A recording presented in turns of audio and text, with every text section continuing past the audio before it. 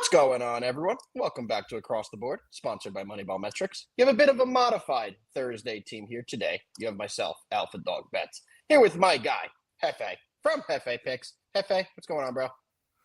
Nothing much, man. Happy Thursday. Looking forward to discussing a little bit of college football, a little bit of Thursday night football today. Got a lot of sports on the old docket. Yes, we do. Yes, we do. It's a good sports day. Already got a couple comments on it, so we're just going to get this out of the way immediately. Some terrible news in the NFL this morning. Nealand has passed away from a tragic accident, it seems. I'm not going to go into the details of that. You guys can see Jordan Schultz posted the entire report about it. If you guys want to read it, I am not going to go into full details. Like I said, it is quite a sad story. Our thoughts and prayers are out with the Cowboys family and the family of the player. Hefe, anything to add on that, just briefly, or no? Yeah, there's nothing. There's nothing, unfortunately. Let's get the vibe a little bit better. We got Nick in here. What's up, Nick? Saying, what's good, fellas? Hefe and I are on the same page for the math, just mathing, college football Saturday play. I'm excited to hear more about that. Our guy, Jabo, is here as always. What's up, Jabo? He's here Nick, ready to talk about football. Me. And he's ready to get paid. Hefe, as we always do on this show. Offensive coordinator from the Lions just announced that they're planning to get Isaac Tesla way more involved in the offense. So very interesting. That's what was missing, not Jameson Williams. Duh, I'm an idiot. There you go. Well, as we always do on this show, Hefe. Oh, Nick, the line did not move. We're going to do our Wednesday recap on a Thursday morning. How'd you do yesterday, Hefe? What's up, Stetsy boy? How did I do yesterday? Yesterday was a right day for us. We were big on the Knickerbockers. They got us a good win there. Yep. Versus the Timberwolves. Looked good as a team. They looked real good. We also took the Rockets, who looked good over the Grizzlies, or it's kind of more that the Grizzlies just kind of are in a weird spot. I'm kind of interested to see where that team goes. So 2-0 in the NBA, and that's really all we gave out yesterday. So quiet day, but we'll take it. I had a good day. We went 1-1 in free play, so not a great free play day, but we had the Pistons by -10. They won by 11. We had the Cavs -10.5. They won by 11, so those were two we just snuck through. The Knicks, we had -3. That was a big play as well, and the Spurs blew one of our free plays for us. They should have got that win with the lead that they had, but we move on. A positive day for the Alpha Dog team, and we keep rolling. Nowhere. Good question. Nobody wants them. I don't think that's a bad question. And I think that I can name you some teams, one in particular, that is so good at culture that I actually think it would work out for them. And that's the Let's hear it. You think so? Even with the Spoelstra? You think that would be a good way? I could see it. The Miami Heat, because of Spoelstra, because of Riley, they have the most strict culture in the NBA. Look at any of those ex-Heat players that go on a podcast and tell you about what it's like to be traded there and how quickly Pat Riley basically decides if you can be on this team or not. If there's one team that could flip his script around, it's John Morant, who let's really just take everything in for a second. Is still a phenomenal basketball player. 100%. But would you take him on your team? Would you take him on the Knicks? No, but we're not in that place. We're not in that culture. No, I wouldn't take him on the Knicks because he wouldn't do anything for us, to be honest with you. And Red Hot takes saying Timberwolves are monitoring him. Yeah, that's a place I would not want him to go. Him and Ant Edwards are just not going to take each other seriously is the problem. Memphis in a tough spot. They are, as a franchise, in a tough spot because their revenue is really not going up. They're not really having a lot of sellouts. Even when they were really good, like a few years back, they're struggling in Memphis. So I'm questioning where that whole entire franchise is going to go, to be honest with you. And I'm even talking about possible relocation. But that's another story for another day. My question from yesterday, believe it or not, guys, is not going to be anything to do with the Knicks. Really? I'm pretty damn impressed with the Lakers. And I am starting to actually question in my head, when LeBron comes back, how is this going to mess things up? No, because he's the ultimate team player, in my opinion here. The big story to the Lakers, to me, is one player and one player only, and that's going to be DeAndre Ayton. averaging 17.5 points per game, 8 rebounds per game. He's been an absolute beast, and it's exactly what they've needed. They've needed a big man to go with this team, and he's been absolutely fantastic for them. So I think LeBron James, when you put him into any team, is never going to be a net negative. He's one of those few players that no matter where you put him, in any situation, it's always going to be a net positive. This has been a hot topic all day, Hefe. This has been something they've been talking about on First Take. Stephen A. was going in about this morning as well. Not that we take a lot of what he says, super to heart. But this was a very hot topic, and what he said, and I agreed with him, is you put LeBron James on any team, and that team just gets instantly better. He's a great facilitator. He works hard on defense. He's not a guy who's going to take 55 shots at this point in his career. He's just only going to be a helpful asset to the team. So this Lakers team is doing something, man. They're doing something, and they're winning without him. Marcus Smart has turned back the clock. He had 17 points last night, 5 and 5, including 5 rebounds, 5 assists. I'll be honest with you. It's just two things and two things only. And I know he didn't play yesterday, but Reeves playing out of this world basketball and really kind of becoming a real, I want to say, all-star candidate right now, and like really just a fantastic Robin to right now, at least Luka's Batman. And then obviously the other one is Luka, who looks like he has a new lease on life and is healthy and lost weight and is just playing absolute flawless basketball. You already mentioned Ayton, which I did not expect. Hachimura starting off well. Vanderbilt playing well on defense. Jackson Hayes, good pickup, backup. If they can get Dalton Connect to buy in and forget about that whole we traded you, and now it's so much easier said than done, though. I think he needs to go. I think he needs to go. There's also really not like a spot for him with Reeves being as good as he's been. Yeah. Get that vanilla mocha doka yoka down your throat. Jesus Christ, nobody needs to hear that. But Reeves has been what they've needed for this team. I know he wasn't there last night, but he's been fantastic. Connect, let's look at his numbers last night. They had a big win, huge for the team. He was the worst player on the court for the Lakers in plus minus. He was minus 6 yesterday. 3 points. I'll be honest. How many minutes did he have? 16? 16. You're pretty much looking at LeBron's minutes there. I think Connect goes to literally less than 5 minutes a game. I think he's gone. Up. Breaking news. Plot twist on free agency day in the MLB. By the way, you guys know, 5 p.m. today, free agency starts, and I do believe we'll see some big names go. Please don't make me go on this rant about how MLB is once again. No, you're going to have to do it. But let me get the breaking news. The people don't care about the rant. They want to know that the Padres have just hired their manager, and it's nobody anyone expected. No, I don't even think people knew he was interviewing. The Padres have hired Craig Stammen as their manager. The headline is Major Twist. Padres go with Craig Stammen. So this must have been something nobody expected. I haven't seen his name in the ring. We saw a lot of big name candidates, some former players testing the waters for that potential managerial position, but it has gone to Craig Stammen. I think now you can go on your for rant. Everybody when I say, who the fuck is that?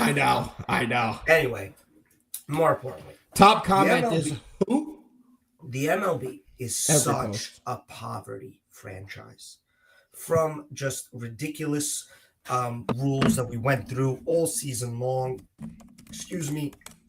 not understanding how to monetize their sport, putting playoff games, big playoff games, not first round games, but second round games on streaming apps. And now doing the what? I looked up who Stammen is. I'll let you finish, by the way. And now doing just the worst job of not just following the lead of the other two major sports in this nation. The NFL does it best. NFL free agency day is a freaking holiday, just like the draft is. NBA is right there with free agency day. Not so much the draft, but free agency day for sure. And the NBA is a holiday, a marketed holiday. MLB is just like, 5 o'clock on a Thursday to 3 hours before Thursday night football game, whatever. We'll just throw it out there. If anybody signs, you'll figure it out. It is a horrible job of monetizing your sport when there's a clear opportunity to monetize it. Do you know how much money the NFL and the NBA make by having free agency days, nights leading into days, all those ads they sell, all those segments on all these different sports networks? What are we going to get today? Jeff Passan for 10 minutes on the 11 o'clock Sports Center telling us that Kyle Schwarber will sign at some point in the next 4 months. I wish it wasn't at 5 o'clock. It should have been at 3 o'clock, 2 o'clock, something that would have been a fun monitor all day. Garbage all the leadership, games. Garbage sport. needs to get with the times, or this sport will continue to die in terms of viewership. And okay, you want to play this game? I already know what some of the naysayers are going to be like. Hefe, did you see the numbers of Game 7 of the Dodgers Blue Jays versus Game 7 of the Thunder Pacers? They doubled it. Guys. You had an entire nation watching. Versus the first two teams that are small markets. An entire country has one team representing them. Yeah. Versus the state of Indianapolis and the state of Oklahoma. Yep. Come on. It's just math. Also, I don't even need to get into this, that the state of California is bigger than the state of Indianapolis and the state of Oklahoma put together. Correct. So I don't care about those numbers. Quickly, I do want to touch on who Craig Stammen is. He's a former relief pitcher. He last pitched in the majors in 2022 for the San Diego Padres, and he has been a special assistant to the president of baseball operations for the Padres. So this was a pretty unexpected hire. Not somebody I thought it was going to be at all, but that is the credentials of Stammen. He doesn't have a coaching background. He is a former special assistant to the president of baseball operations, and he was a pitcher for the team. One more question we had from Red Hot Take before we move on and get into a little bit of today's action was, what does AR's contract look like? Reeves is on not the final year of his deal, but he has a player option next year for $15 million. We'll have to see if he's going to be interested in that, see how it plays out. I think he probably wouldn't be. And then he's a UFA in 2027/28. So we'll see what happens with the AR contract there. And David, great point here. Mattingly cannot catch a break. They've already said he's not going back to the Blue Jays. We're going to have to see where Donnie Baseball goes, because I do think he's a good manager and an asset to whatever team he goes to. Look how the Blue Jays did this year when they added him to the staff. So I do expect Mattingly to get another job rather quickly in baseball. All right, Hefe, you ready to dive into a little bit of college football? This is a college football show, but you guys know whenever we get any major sports breaking news, we always are going to dive into that. We got a little bit distracted, but I do think it's time we get into a little college football. Hef, you ready, brother? Mm-hmm. What was that? Well, Sorry, I was just honestly, if you want to know the truth, I'm looking at Cat's numbers from yesterday. I didn't look into it. He was great. Plus 15 on a plus minus. Could have done better from the field. Only 15 and 10. That's fine. 4 turnovers. Absolutely hate it. How do you have 4 turnovers and 5 personal fouls, but you have a plus 15? Whatever, Carl. I need better. Seriously, I really do. There we go. All right, well, we're starting off with BYU at Texas Tech. BYU coming into this game ranked 7th in the nation. Texas Tech ranked 8th in the nation. BYU is undefeated at 8-0 and 5-0 in the Big 12. Texas Tech 8-1 on the year, but 5-1 in the Big 12. And Texas Tech is home in this spot. Hefe, we're going to start with you. Morton for Texas Tech has been a beast this year. 15 touchdowns to only 4 interceptions via the air. On the other side, we have Bachmeier. Bachmeier has 11 touchdowns passing on the year and only 3 interceptions. Big spread here for the home team. This is a 12 o'clock kickoff on Saturday afternoon. What do you got? I got Texas Tech here, and I'm really not even putting a lot of thought into this. I think Tech is just better than BYU. BYU, to me, is a product of their schedule thus far. Tech at home, I think on the running game, using Dickey, they can really be successful. Listen, I got respect for BYU. I just think Tech plays a different brand of football. And to be honest with you, I'm not that big of a Tech fan. I don't think they're that great. I think they're better than BYU. You put them at home. This is a pretty large spread, so Vegas is begging you to take an undefeated team with a double-digit spread, begging you. And I'm not biting. Let's see what the public betting percentage is on this one, because I am curious to see here. Because I see this the same way as you. ESPN BPI 61% Texas Tech. Interesting there. 61% Texas Tech. If it's a 10.5 point spread, usually means you don't want to be on that side, by the way. But let's see what we're seeing in the public betting markets here. Nope, I clicked Texas A&M. That is not the game we want to pull up. So bear with me just a moment. We had a question here. What is my thought on the college football bracket? I hate that they release it with just so many weeks left. Any one loss by a team that we can't predict, anyone upset shatters that thing. I think in the bottom, it's a crapshoot. I think up top, it's solidified. You're going to have Indiana and Ohio State in the Big Ten championship game. That winner of that is going to be the number 1. Loser of that is going to be the number 2, because their loss is going to be going up against the number 1, basically, if you get what I'm saying. So that's the only thing I got to say. Other than that, I think that the first 2 out being Texas and Oklahoma is probably right. I think Texas has a chance. Oklahoma probably doesn't. Texas not only has to win out, they got to win out strong. Yeah, I agree with you there. And this one, David has it pretty much spot on for my numbers. I have 71% on BYU, 29% on Texas Tech. On the spread, on the money line, I have 78% on Texas Tech, 22% on BYU. So the splits are interesting because the splits are not making the line move. What does that tell you here? You have to take BYU. The line tells you everything you need to know. I'm sorry, you have to take Texas Tech. Reverse of what I said exactly. You have to take Texas Tech. The money is coming on BYU, and the line is not moving towards BYU.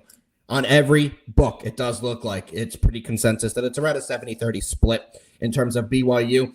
And with that, the line was 10. Now it's up to 10.5. So we have a little bit of reverse line movement. I'm going to have to take Texas Tech in this spot. They should be able to get it done. And the line tells you everything you need to know in this game. Hefe, anything else you want to add on this before we move to our second college football game of the day? No, not really. This one's a pretty simple read, right? This one's a line read. Like as simple as that. Yeah, that's literally what I said when we first went into this. I know. This is about as just plain and simple. I mean, it's so easy as a public bettor to look at an undefeated team, who, by the way, is also ranked better than them, weirdly. Yep. I mean, it's 7-8, so whatever. It's the same thing, but I get you. Yeah. David had a question about NBA viewership during the season. Why is it on the down? Because it just doesn't matter. It so obviously doesn't matter until it does. But November, December, January, February, as long as you just don't go on a ridiculously stupid losing streak, it doesn't matter. None of it matters. Just be in a position where you put yourself in an actual playoff spot instead of a play-in spot come March, April. Literally, that's it. And that could be achieved in a matter of a month and a half. There is no real saving the NBA regular season right now because the damn commissioner said it himself. It's a highlight sport. You could not watch a game last night, pick any game, watch the highlights of that game and know everything and have missed no pertinent information. Yeah, no, I'm with you 1,000%. The NBA. You could also turn into a game, any game you want, in the last 2 minutes, if it's a close game, and see everything that you need to see in terms of good basketball. David also said Ohio State 1, Indiana number 2. Yeah, for now. There we go. I agree with you 1,000%. Don't talk shit about my Hoosiers. I'm seriously thinking about going to the game. Yeah, I don't know if I agree with this. We're going to have to find out. I mean, Ohio State. Seriously thinking about going to the game. I'm seriously thinking about it. Alf, if I find the tickets and they're not crazy, I got connections in Indiana. I might just. I know you do. That I do. Hey, listen, you tell me we're out. I'll accompany you there. What's up, RC Baller? We appreciate you, brother. Only one rule. We have to get matching Mendoza jerseys. If he was the favorite for the Heisman, sure, but guess who Alberto, is? He's not. I'm Fernando Francisco. David, you're not coming. You're not allowed. No Ohio State fans with us. Quickly, before we move on to the next game we're about to talk about, as I said earlier, Hefe, I said it to you last week as well. In person, I gave you this question, and you were a bit shocked about this. Who is the Heisman favorite right now, and a substantial Heisman favorite? It's not Fernando Alberto Mendoza. It's not Timmy Ty Simpson. It's not Marcel Reed. It's not Gunnar Stockton. It's not Jeremiah Smith. Tell the people who's currently leading for the Heisman. It's Jalen saying whatever. Julian Sayin from Ohio State is the heavy favorite for the Heisman. Congrats to him. That's going to flip in the Big Ten championship game when he loses, and Fernando Francisco Alberto Mendoza comes out on top and gets the Heisman and is also going to be the number one pick in the draft. There we go. There we go. Well, that's currently the favorite in the Heisman. Did want to get that in there, as I am an Indiana guy this year over Ohio State. More in a fan way. I think they've been a fun team to follow. I do think it's going to be very interesting to see where the Heisman does end up. But let's keep it rolling. Next game we're breaking down today is the third-ranked Texas A&M Aggies going into Mizzou and taking on the Tigers. A&M Aggies, they're 8-0 in the year, 5-0 in the SEC. Mizzou, 6-2 in the year, and 2-2 in the SEC. Hefe, this is a very good game here. The game opened as a 4.5-point line. Now it's all the way up to a 6.5-point line. What do you like in this one? I know your guy Marcel Reed is going to be here and playing for A&M. Break it down. Mizzou, who the hell made their schedule? That is a tough ass schedule they've had. They had to host Bama. They had to go to Auburn. They had to go to Vandy, and that was their last 3 games. And now they get to host number 3 A&M, who is looking like a juggernaut, guys. A really good team led by a quarterback that is just jumping up everybody's big board for next year, at least, because he's only a sophomore. Marcel Reed. I don't love his interceptions. Six INTs, not the best, but everything else he does, he's getting better game after game. He's also very good on his feet. Last week we saw him have actually not last week. They had a bye week last week, probably. Last time we saw them play LSU, he had 2 rushing touchdowns. That was in LSU. This one's in Missouri, and it's kind of sucks to say, but Missouri's not. Damn it, Aiden just took it out of my mouth. Missouri's not going to play for. They also don't have their quarterback. Bro Perbola had a terrible injury. Yeah, Perbola's out, and that's probably why you're getting 8. A&M -6.5 at Mizzou. I don't know how they keep up. I'm rolling with the Aggies here. The Aggies, for me, are a team that I think is for real.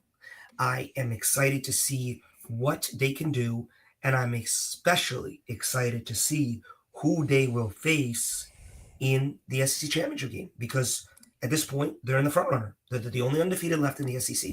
Now, them and Alabama are the only undefeated conference because Bama's lost. Correct. Florida State, so that nothing to do with the SEC. Damn, that's gonna be a great game too. Shit, Bama A&M for SEC championship game, man, that would be a great one. A&M has their eyes on that game right now, and I just hope that they just keep their eyes on the prize, keep trucking out wins. That's all they got to do. The name of the game is A&M. Win by any means necessary. That's it. Yeah. So what do you think about the spread? Do you think they're going to cover the 6.5? That's the real question here. I do. I will be taking A&M here on the spread. I like this spot. Missouri has not been impressive, to say the least, the last few games. I kind of think they had that Vandy game. They did and they didn't. That's when Perbola went down. I do think they would have won that game probably if Perbola didn't go down. They had to bring in the true freshman, Zollers, who never had any snaps in his career. A tough task for him. He looked good, though. He looked good, Zollers. He played a good game. He kept them in it. It wasn't his fault that they lost. He uses his legs as well. So for me, I'm going to be completely honest here. I think this is going to be a lot of points, and we're seeing a heavy share of the betting spread on Texas A&M. That's why with the Perbola news and with the betting split, we're seeing about 75% right now on the spread for A&M. Missouri's home, guys, and they tend to keep games close. I do like the under in this spot as well. I think that there won't be as many points as people are predicting here, as some have said they think it's going to be a shootout. I don't particularly see that. ESPN BPI has this a 55-45 split. Now, do I agree with that? No, but I do think 6.5 points are a lot of points between these two teams. You can even currently get a +7 on Missouri at BetMGM. That's what I'm going to take here. +7 on Missouri. I think they're able to keep it close. Do I think they win the game? Not necessarily. I think Texas A&M is the better team, but you have the home crowd in a home SEC environment. That's a big deal. That is worth a couple points alone. They should be able to keep it close. The freshman quarterback, Zollers, has had a lot of work with the first team offense now. He's had a lot of practice. It's not going to be his first game anymore. The good news as well with these two teams, for both of them, is that they've had a lot of time to prepare for this game. Both teams are coming in off their bye. Neither team has played since the 25th of last month, so they've had a lot of time to prepare for this team and get ready. For me, I'm going to be taking, like I said, the Missouri Tigers to cover at +7. All right, Hefe. We have one more college football game we're breaking down today before we get into the NFL. And that college football game we're going to be breaking down is a storyline game. It's the LSU Tigers, who are 2-3 in the SEC, 5-3 on the year, going into Tuscaloosa, Alabama, and taking on the Crimson Tide. I don't need to say to you guys anything about this Alabama Crimson Tide team. The only thing I need to point out is that their quarterback, Ty Simpson, has 20 passing touchdowns on the year to only 1 interception. Ty Simpson, to me, has looked like the best quarterback in college football this year. To me, it's either he's looked that good. I know you're a big Reed guy, but for me, it's been Mendoza or Ty Simpson. 1-2 is who I've thought have been the better player in big games. Simpson, to me, looks like right now he's the more pro-ready quarterback, and this is going to be an interesting test for him against an LSU team that they should beat up on. When you see the line at the bottom of the screen here, it's a 9.5-point Alabama spread. So, Hefe, I said a lot of shit. We got LSU. We got Alabama. What do you like in this one? This is Alabama to me. I don't know what really LSU's coming out here and playing for. New new coach, a lot of controversy, not a lot of good vibes going around there. That's it. And it's weird, right? All the former, not all of them, but you're seeing a lot of former LSU Tiger players come out and talk crap about the former coach, Kelly. You're seeing a lot of negative vibes out of this LSU team. David, what do you keep putting in there? It's got to be something on my system, but it says A//U0026M. And it says it for all of your comments. It's got to be something. No, I think it's an emoji or something that's not transitioning over, but everyone. No, Aiden does too. It's the ampersand. Ah, that's why. I've been so confused reading these comments. He's trying to say Texas. Looking at here. Trying to say Texas A&M. This is why we keep Hefe around. But Hefe, continue. I'm tweeting this game out now. This is a Bama play for me. I'm really kind of looking at this the same way that I'm looking at the Texas Tech game and BYU. I think Bama kind of runs them over. Bama's got to absolutely keep the SEC conference schedule flawless for them to play in the SEC championship game. And I do believe that they will. Bama's been getting better. And that is scary as the year goes on, because I really do believe that once you get into the playoff, and this is the first year we're going to see it, with 4 rounds, anything is possible. Any given Saturday in this instance. Hefe, please look at the screen. What do you think he could possibly be referring to? Oh, I know what that is. When the Cleveland Cavaliers hosted the Philadelphia 70 Jakes. Jake, let me tell you something. My good friend, my amigo, my pal. Let me teach you something. Anybody ever heard of defending? Maybe a Donovan Mitchell? Maybe guarding a guy like Donovan Mitchell? Because he went off for 46 against you guys last night. Don't be too upset, Jake. You guys are missing half your roster. You guys are going to be fine, but it has been an interesting season to watch your Philadelphia 76ers. I have a feeling that's what you were talking about. Back to this game. J-Bo, say it again. J-Bo, say it again. Wow, Aiden thinks LSU is going to come out with the hair on fire. I do not. I think they're going to get rolled. I think their season's over. I think the players are pretty defeated. I think the program's kind of in shambles right now. It will get back to where they want to be. They will be fine going forward. But for the rest of this year, I do think, especially this week, you're getting a ton of value on the Alabama Crimson Tide. Our guy J-Bo will be at the game in person, screaming his ass off, giving Bama the power to roll through this one. And I truthfully think Bama wins this game by at least 2 touchdowns, probably by more than that if we're going to be completely honest. Looking at LSU's recent performances, they've been bad. They just got steamed by Texas A&M 49-25. They lost the week before to Vandy 31-24. On the other side, Bama had a really bad game last week against South Carolina, but Bama did what they did. Not last week on the 25th, I apologize, but Bama did what they do. They battled back and they won that game 29-22, so they still were able to get it done. I think we see a significantly better performance from Bama this week hosting LSU. I think they're going to really take it to them, and I think we see a blowout here by 20 or more points. Give me Bama with the points, and let's cash that one there. Hefe, quickly, we're going to have to talk about it because we're a little bit ahead of schedule. We only have the Monday night game left, and we have to talk about it because our guy Footy is here. You're an Indiana fan. By the way, let's put this on the table, all right? Every fucking year, this guy picks a new fucking team to be a fan of. And guess what? This year, he's jumped on the bandwagon of Indiana. So, Footy, it's going to be a U versus Hefe Indiana-Penn State rivalry. We all know what's going on between these two teams in these games. They're going in kind of opposite directions. We all know the storylines that are going on with Penn State, with firing James Franklin, with being 0-5 in the Big Ten this year. Lucky they haven't played Rutgers. Well, lucky for Rutgers because Penn State would then have a win in the win column there, but they haven't. They're 0-5 in the Big Ten, 3-5 on the year. Indiana's 9-0 in the year, 6-0 in the Big Ten, and they have the Mendoza brothers, and specifically Fernando Mendoza. Hefe, kick it away. You're the only one who could start an Indiana breakdown this year because this year you're an Indiana fan. Chat, everyone in the chat, let us know how you feel about that. College football, college basketball, every year, this guy Hefe, I give you credit. You put a future in and you follow your future and you become a fan of that team. That I'm okay. But this is his whole fucking thing. He doesn't have a real team and joins the bandwagon. So what do you guys think about that? Hefe, what do you think about this game? I think this is pretty simple. Footy put it the best. It'll be a game, Penn State, Indiana, for the first half, and then everybody should leave. It will not be a game for the second half. I don't even know why we're talking about this, to be honest with you. Penn State acted like they were interested in a game with Ohio State last week and thought that it was only 2 quarters of game, and then just forgot about the second half.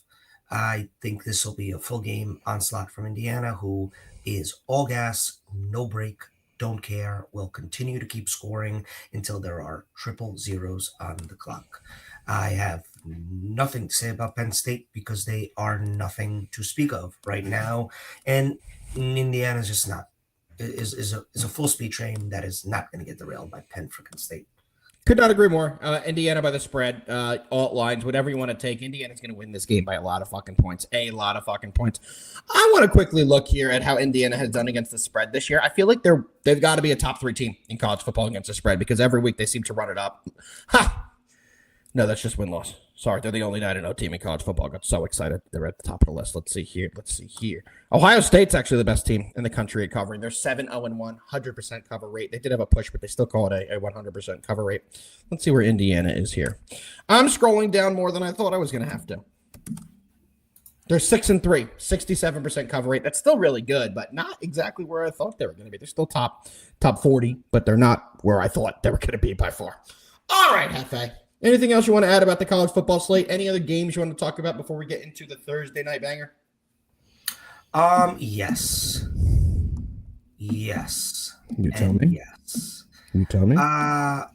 Guys, as you know, it's not often that I do it. But when I see a math play, I feel obligated. I must tell the folks. I think we've had 2 thus this college football season. I think we're 2-0. I'm here to officially announce I have a 3rd one. Usually it's not a Saturday game. Usually it's one of those random, MAC action games or random, low-level school. But these are some low-level schools, let me tell you. But we have the old-fashioned portion of a state versus an entire state. And we're getting points. So Vegas obviously doesn't understand the math on this one.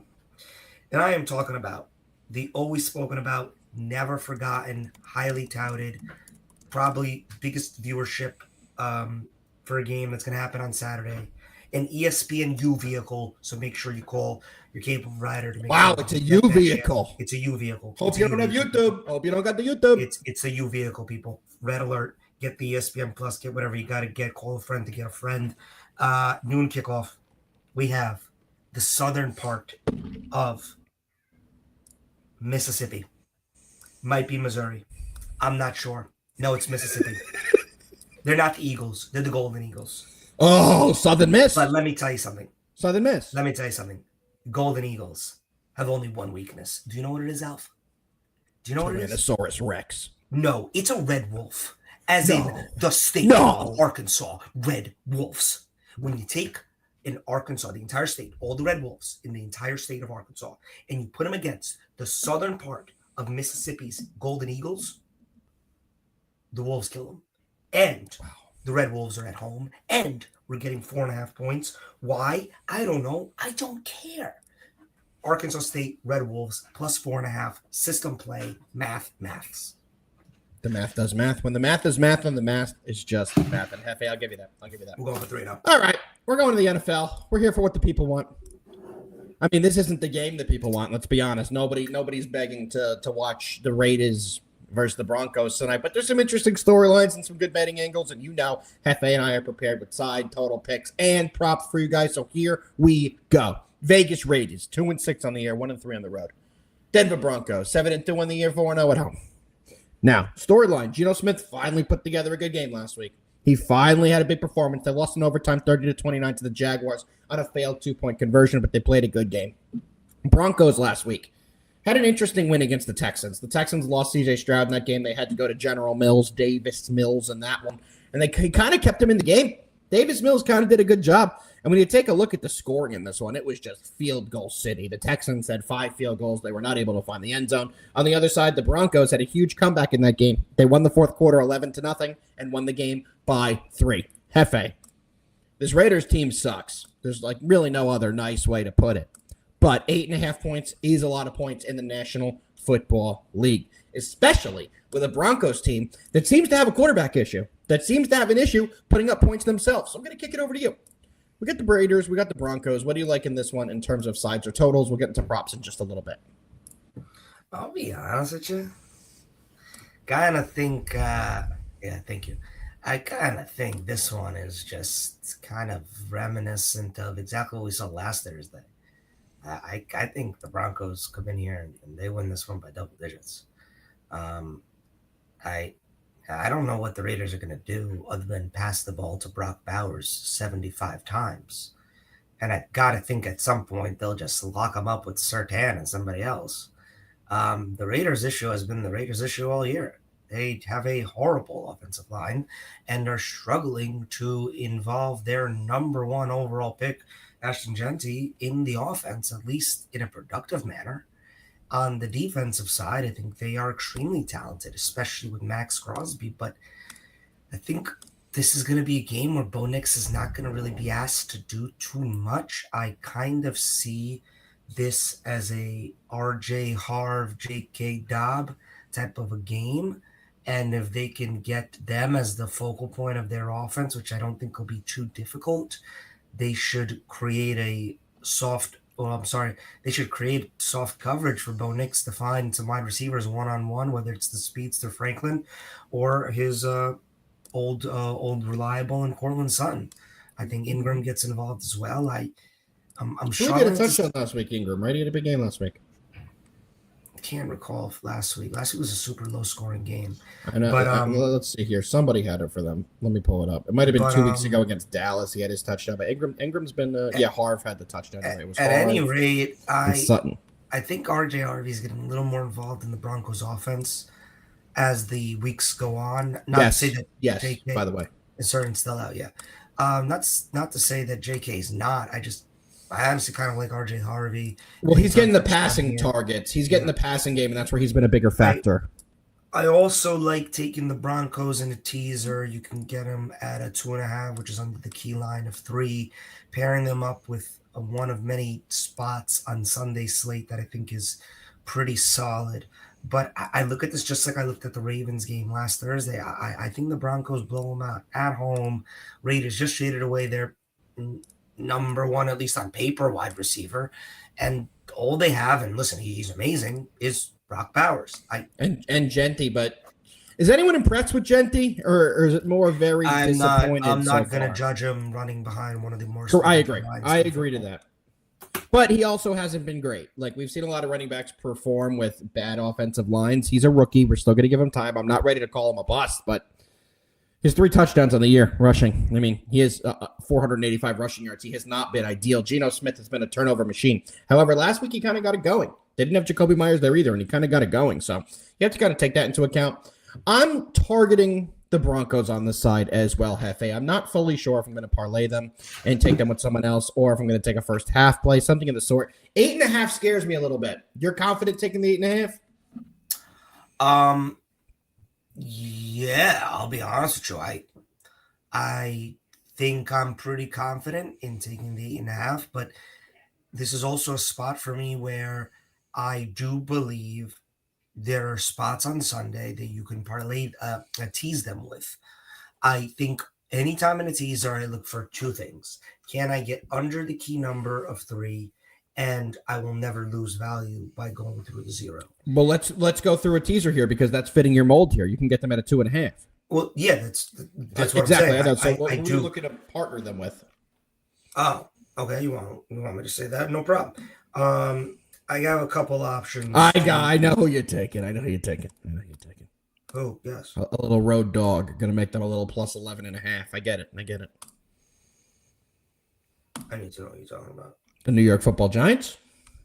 I would rather literally chop off my ear than put my hard-earned money on that embarrassment of a front office that we call running a franchise. Embarrassment. Would you put him with the Bills? But the Bills doesn't get you under that key number. That takes you to a 3.5. No, Bills do not give me a key number. I have 1, Seahawks, 2, Lions, 3 spots that I like. I'm going to start off with the Berlin game, Colts PK versus the Falcons. I like. That's always scary. Seahawks at home against Brissett and the Cardinals. I like, and I know I just spoke about going through the 0, but I like Carolina at home against the Saints. It's at 5.5. I get it. You're losing a point, but if you think Carolina's going to win the game, then what do you care about getting a plus half point? Yeah, no, I'm with you 1,000% on that.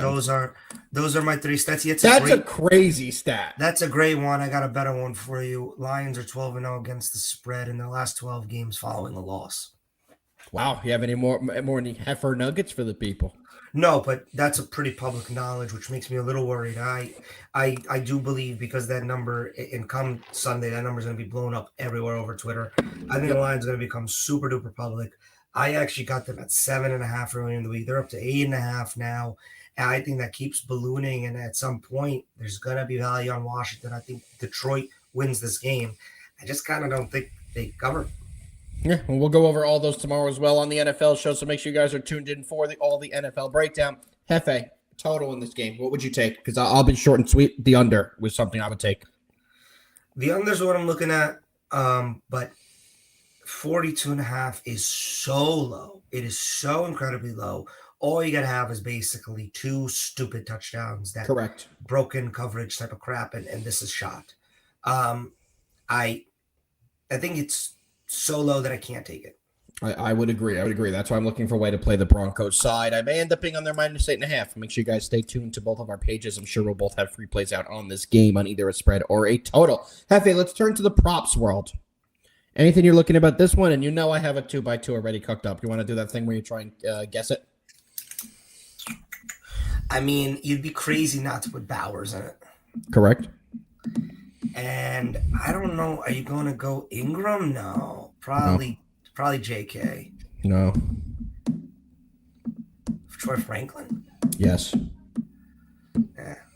Franklin's been good. He's the speed guy we were just talking about. Let's take a look at Franklin's numbers on the year. Dude, I think Troy Franklin, you can make it crazy. Put him and Sutton's numbers like next to each other. But you're not going to know who's who. You're not going to know who's who. The names, yeah. You're not going to know who's who. Let's pull it up here. I'm going to bring up Franklin's number. Sutton is the leading receiver. I can't tell you that. But it's not. It's by a couple hundred. It's by 200 yards, essentially. They have the same amount of receptions. Franklin actually has more targets. And they're tied in touchdowns. 4 each. So Franklin is tied for the leader in receiving touchdowns for this team. Taking a look at any rushing touchdowns, have they been able to get him the ball on the ground at all? They have, but he has not gotten in the end zone. How about Sutton? No. I wouldn't think he'd be a guy who get the ball. But yeah, Sutton has been a huge disappointment this year. If you've had him in fantasy, like I have, you know exactly how little production he has put out there this year. Only 4 touchdowns. I mean, Bo Nix really hasn't been even average this year. Is that a good way to put it, Hefe? I mean, Bo Nix has struggled. What are you looking in terms of props? I'm looking at RJ rush receiving combo. I'm looking at J.K. Dobbins anytime touchdown. I'm looking at Troy Franklin longest reception. Those are all the ones that I'm looking at.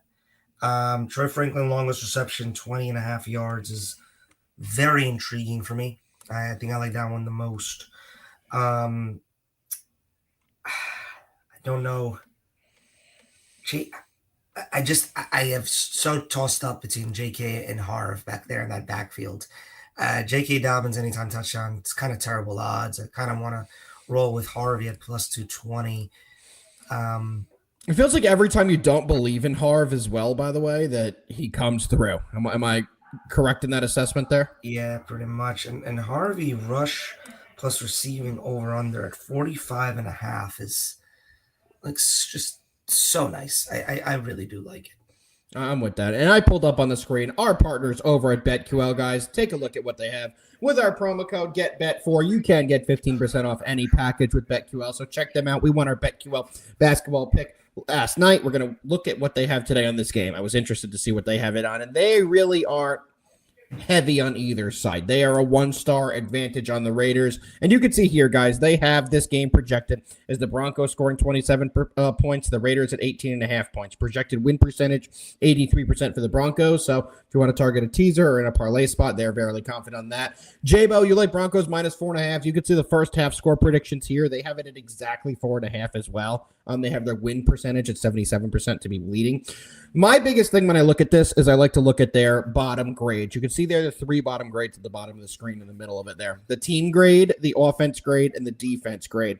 The Broncos grade out so much better than the Raiders in every single category. It's not even close. The team grade for the Raiders is a C-. Then they have a D- offense. They got a D+ defense. I don't know how you get a C- grade when both of your offensive and defensive ratings are the D, but that is what they're giving them. So, if you guys like what you're seeing from BetQL, which we love all their advantage plays, this one is only a 1-star advantage play, but you know they have a ton of 5-star advantage plays. Take advantage when you guys do see this, and you can get a 15% off promo of any of their packages, and I'm going to put that promo on the screen in just a minute, but I'll give you guys a little sneak peek. I'm probably going to get in trouble doing this, so if you want to look at the screen right now, you're getting some good information. Texans at plus 1.5 is a 5-star advantage. This BetQL has the Jets winning this game. That's an absurd statement. Let's see. Where do they have that? Right here. They have them as a +2.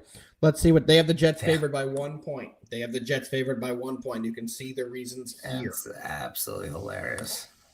And you can see what else they have, guys. They break down every game. That takes into consideration the score, the trades. Yes, I'm sure it does. They calculate everything. What was their 5-point? What was their 5-pointer? Was the Texans with Davis Mills against the Jaguars?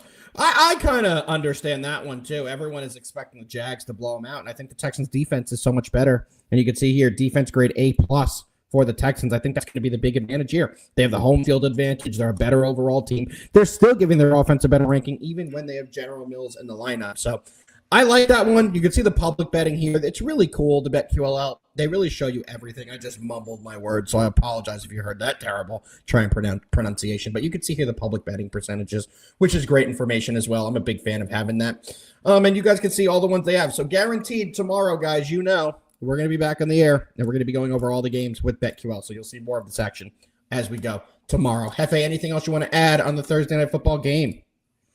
No, not really. I now that I've sat here and I thought about it, I don't think I'm gonna roll with the Broncos minus 8.5. I think I feel more comfortable teasing them down to 2.5 and pairing them with a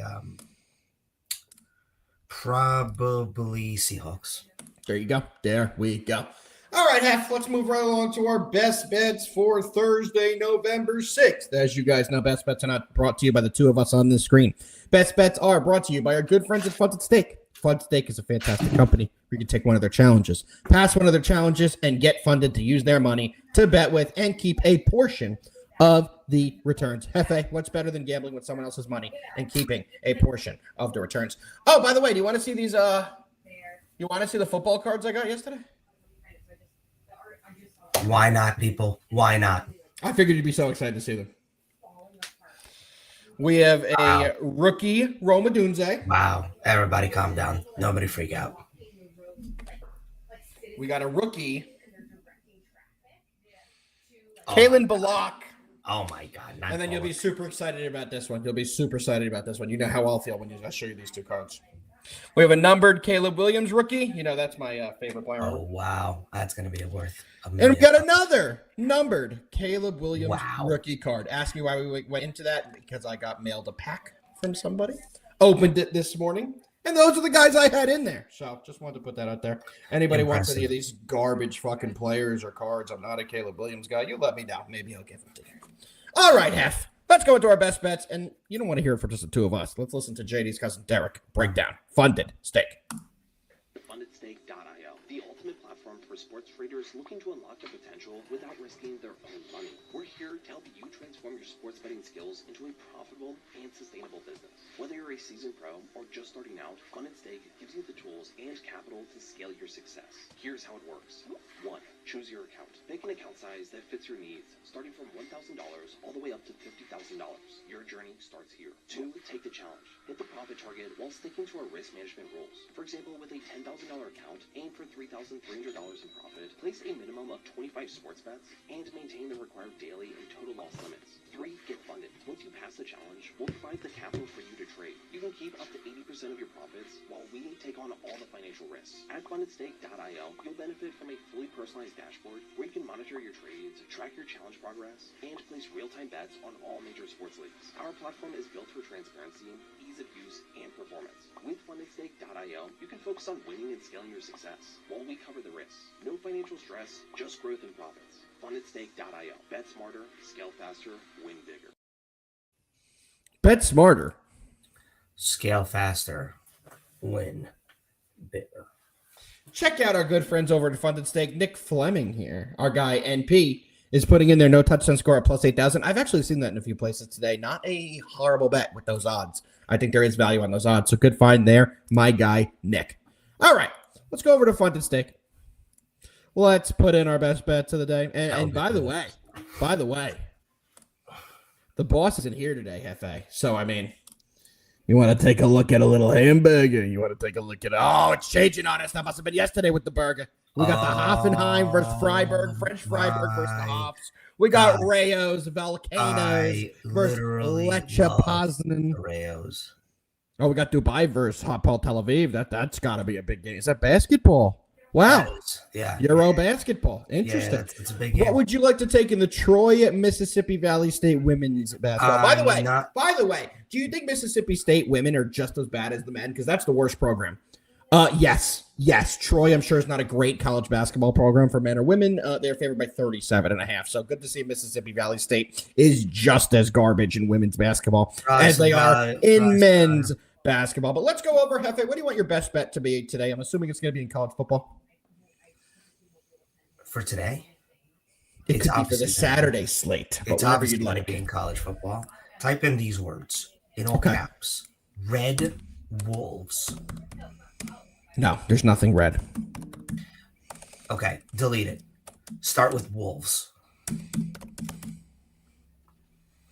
I'm just going to pull it up with Arkansas State. Points. Listen. I haven't. Listen, the math is not a money line play. It's we need the points. Okay, let's take a look here. You guys can scroll. You can see all the different lines that Funded Stake has, guys. They're a fantastic company, like we said. And it's really cool that you can bet all this crap. You just have to have better eyes than me so you can find everything. All right, Hef. 4.5. Love it. All right. What time is Rutgers on? Let's get Rutgers in there. They still play games? Their basketball team had a massive win last night. 35-point kid transfer from NJIT. It was unbelievable. Let's go to Alabama. I think Alabama is going to blow LSU off the field, and they're going to absolutely dominate in this one. See if I can make it easier myself just doing this. Oh, I don't know why I don't do this every time. No, I want 9.5. Where is 9.5? There it is. They have so many lines here. They make it so easy to put everything in. Let's go here. Should we put one in for fun for JD? Should we do 1 o'clock Hoffenheim? For JD, we should take the first Ravens future. Let's pull it up. Oh my God. Honestly, I'm gonna give you my credit card. I don't think we need your credit card for this. That's the wonderful thing about Funded Stake. Can I put JD's bet as Ravens to not win the division? Can you do futures? No. That would have been cool, though. No. All right, JD, where's Ravens? Actually, I got a tough game, in my opinion. I'm on the Vikings, by the way. You guys will hear all about it tomorrow, but I am on the Vikings. But you guys can see all the lines they already have here. I am, too. Yeah, there's a lot of information. All right. No, that's NP, make sure to take it under JD. We hate that. We love that. We love pissing off JD Fleming. I know you do as well. One of my favorite pastimes in this world. All right, Hefe. Anything else you want to talk about today before we get the fuck out of here? No, not really, guys. Solid little college football show here. And as you guys all know, tomorrow is the big NFL show. And I actually really love this slate on Sunday. I do as well. I think it's a really, really good week this week. There's a ton of good action, so I'm super excited about that. Hefe, you're in the king's chair. You have to do that thing we do and get us the fuck out of here today. All right, guys. Thanks for showing up here on a Thursday. Some college football. Did some Thursday night football. Tomorrow, we'll be back. Full NFL slate. And as always, as the man in this chair, who looks a little bit different than me, a little less up top, a little more down here, would say, let's fucking win. But when I say that was crazy. But when I say that, what do you have to say? Let's fucking win. We'll see. The whole state, part of a state thing of being Hefe right now. Carl. We'll see you guys tomorrow. Same time. We're one viewer away from 1,000. We got it. Now I'm going to end the show. We'll see you guys tomorrow. Carl. Have a great night. Same time, same place. JD will be back tomorrow. You don't have to listen to two of us schmucks from New York talk about bullshit. You'll see JD. Peace out, everybody.